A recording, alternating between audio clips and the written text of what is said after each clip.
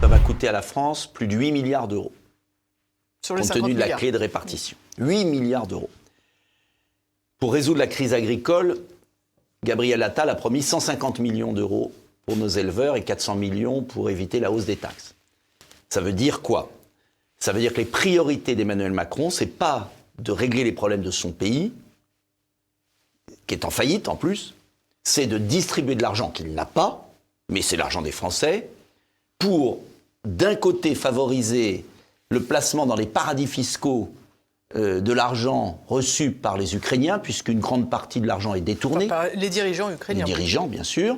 D'alimenter une guerre qui sacrifie le peuple ukrainien, parce que lui, il n'a même pas le courage d'aller combattre là-bas. Il fait la guerre par procuration. Et géopolitiquement, d'affaiblir le continent européen. Une Union européenne à bout de souffle qui veut tuer les nations, les États-nations, et faire un saut fédéral, supranational, antidémocratique, puisqu'il n'y a pas de peuple européen. Une Union européenne qui veut faire taire les individus, avec tous ces règlements de Thierry Breton, pour porter atteinte aux libertés individuelles. Et puis, comme dans tous les pouvoirs à bout de souffle, contestés par les peuples, quelle est la meilleure formule pour faire taire les peuples? Une bonne guerre. Cette folie pour pousser à la guerre, à la fois détruire la Russie et s'emparer de ses ressources naturelles, parce que c'est toujours ça qu'ils ont voulu, et puis aussi favoriser la réélection de Biden, puisqu'ils savent très bien que Trump serait beaucoup plus isolationniste et beaucoup plus sur ma ligne, prétentieusement je dis ça, ou plutôt moi sur la sienne, qu'importe, et que l'élection arrive, et que vous voyez bien que Donald Trump, à la surprise et à la frayeur du système, de l'État profond américain, risque de gagner pour eux. J'emploie le mot risque de leur point de vue. Bien sûr. Et donc, vous voyez bien que d'ici l'élection américaine, il y a cette espèce de folie qui consiste à provoquer la Russie éternellement pour obliger la Russie à envoyer une bombe tactique nucléaire et nous entraîner dans un conflit dramatique.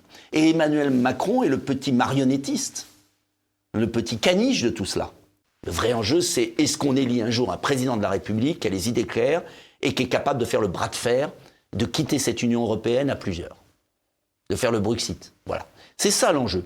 Et s'il n'arrive pas à faire ça, ça pètera de manière désordonnée, comme dit Charles Gave, les uns après les autres, ou alors, attention, on aura un État autoritaire à la chinoise, c'est-à-dire une oligarchie d'un nouvel ordre mondial. Tout a été écrit, hein. Et c'est là où moi j'ai le plus peur, vous voyez. Je ne vois pas le petit Attal, mini-Macron, durer 3 ans.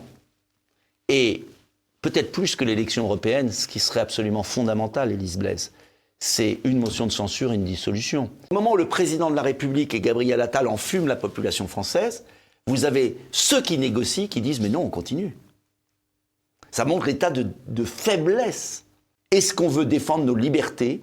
Ils veulent tuer l'État-nation, ils veulent un nouvel ordre mondial, ils veulent tuer les libertés individuelles. Ils l'ont dit à Davos, tout a été dit. Tout a été dit, écrit.